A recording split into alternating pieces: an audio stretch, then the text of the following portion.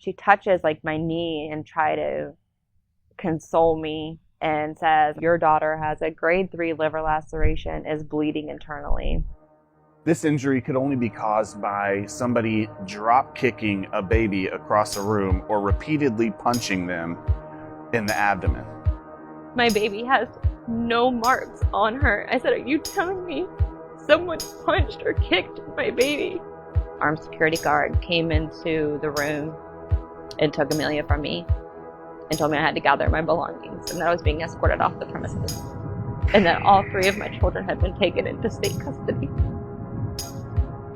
As of right now, we've been issued non-reunification. They found dependency, and as of last Tuesday, they filed to terminate our parental rights so they can adopt all 3 of our children out.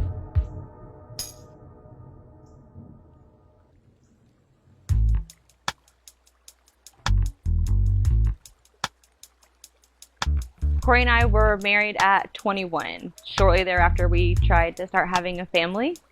We realized maybe we had a struggle there within the first couple years of marriage, and we started what's called like the infertility process.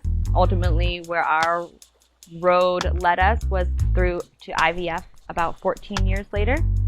We were blessed the first transfer through our first round of IVF with Arabella. And that was just amazing. She was perfectly healthy. The twins was a little different of a story. In between Arabella and the twins, we had several failed attempts to make us a bigger family. And finally, we were down to our last 2 embryos. Sure enough, we were blessed with twins. It was just such a wonderful day. But her health problems during that pregnancy started Second trimester. Yeah. She started having blood pressure problems. I had a problem gaining weight. Like even upon our first couple of ultrasounds, you could see that baby girl Amelia's embryonic sac was like this big and baby boy's was like that big. She was like 3 pounds, 2 ounces or something, like 2 weeks before she was born. And then when she was born, she was 3 pounds, 3 ounces. The babies are supposed to grow a pound a week. In your 3rd trimester. And I was still losing weight. They kind of just put them around the curtain, showed them to me, and rushed them off to NICU. They wanted her to show an active interest in eating, and she wasn't coordinating like the suck-breathe combination. Well, I noticed that every time I went up there to give her a feeding, that she took the whole bottle. I just went up at the hospital and I stayed there for like 24 hours for those days and fed her, and she got to come home. She hadn't even hit the 5-pound marker when they discharged her. So they gave discharge instructions to our pediatrician. She was just pretty hyper-focused that she would gain weight, even though she was still in the 1 percentile. She was barely making it onto the growth chart. About 3 a.m. when my husband was changing Amelia's diaper, I noticed that her right thigh was swollen. They took an x-ray, 1 single x-ray of her, and said that she had a broken right femur. And we were obviously in shock. Yeah. And they told us that she needed to go down to Wolfson's Children's Hospital. We took her right down. When trauma happens like that, you're just racking your brain for the last 24 to 48 hours. Like, what incident happened? But then when we kind of moved past that, all we could say was, what's wrong with our baby? She's never had a bruise or a red mark on her leg or any part of her body. You're just questioning everything. And I said, does she have a metabolic bone disease? Could she have cancer? They were just coming back to me with, well, what happened? When the CAP, or the child abuse pediatrician, steps in, that's when the line of questioning gets more aggressive.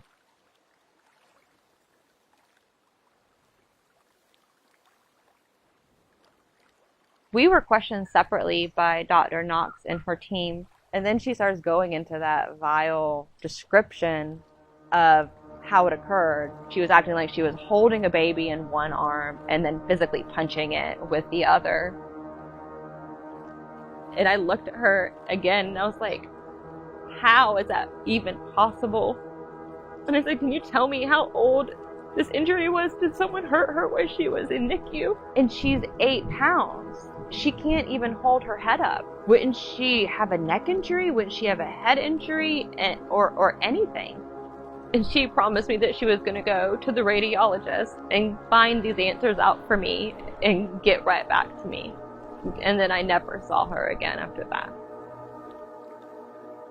By that evening, we were removed from the hospital.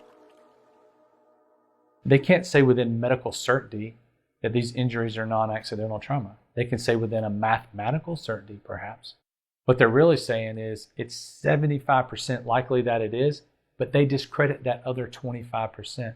And that's where our families fall into. They're in that 25%, and the child abuse pediatrician, once they contact DFCS, that's it. The investigation is over and done with. I have not seen, and I've read case file after case file after case file, where DFCS followed up on that 25% chance that mom or dad did not abuse their son or their daughter. They're simply relying on the mathematical probability that a child abuse pediatrician says is a fact. It's not a fact. It's the opinion of one doctor. They got like 4 or 5 doctors to get on the stand and say the same thing that the other doctors said. We have a total of 6 experts and doctors that are all in agreement that it was not abuse, that even normal handling, would have caused her to be injured. All of their medical experts admittedly had not reviewed her NICU records or even her pregnancy complication records. And they all said, no, we just read the report that the ER doctor wrote. And then they read the discharge paperwork for Amelia, which was like 1 page or 2 pages of about 1,000 pages of medical records of her being in NICU. Come to find out, a lot of her injuries were healed then. So that means that they possibly happened in utero or in NICU. Yeah, obviously a baby who's been drop kicked isn't going to have multiple stages of healing in her bones. She essentially has a metabolic bone disease, but it's from a number of factors. Intrauterine growth restriction. Her umbilical cord was so much smaller than what it should have been, which provided the nutrients that she needed. She wasn't able to move at all in the 3rd trimester, which provides all your fetal bone loading.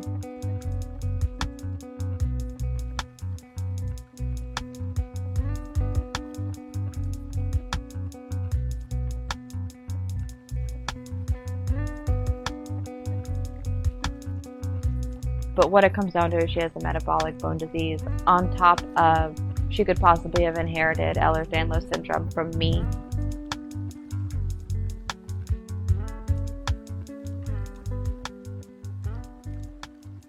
Mind you, Barbara Knox, in her own report, her own final report, wrote this baby needs to be tested for EDS.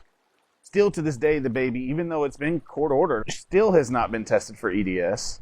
She was asked by our attorneys and their attorneys, is there any other possible explanation for these babies' injuries? And she, on the stand, said no. It could only have been abuse. So what that tells me, as someone who's been intimately involved in the criminal legal system in Georgia, is that child abuse pediatricians are now state agents. There's no difference between a law enforcement officer and a child abuse pediatrician. Law enforcement officer can prosecute you the same as a child abuse pediatrician can prosecute you. And I've seen it firsthand. They are held to a higher standard than law enforcement. Their testimony is given more weight than if a law enforcement official were to testify.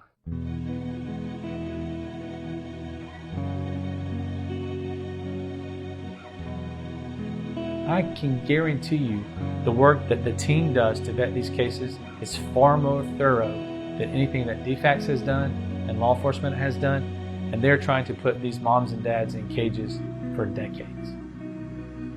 We've solved the case for law enforcement. We've solved the case for DFCS. They just don't want to hear it.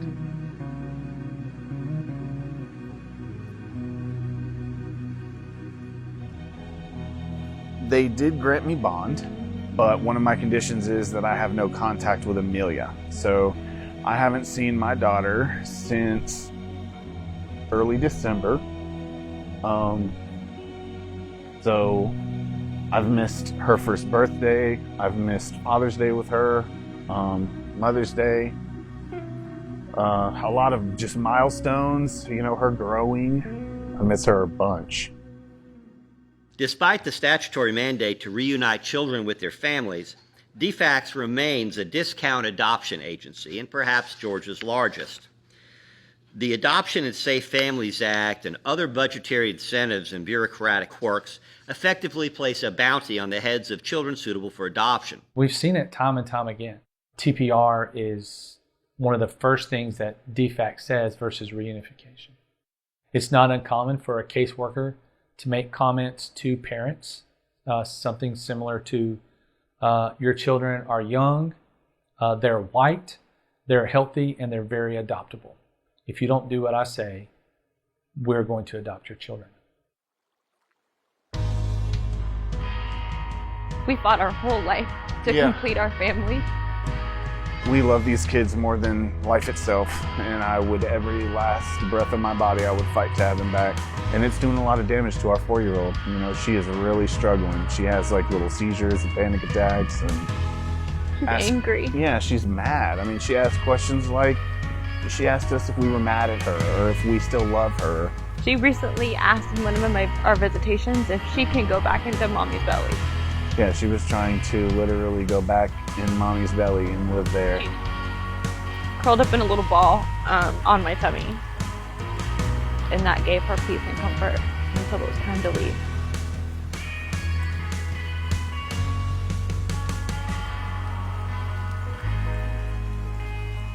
If you bring on a child abuse pediatrician, they're only trained to see one thing. Why would they want to see anything else but abuse?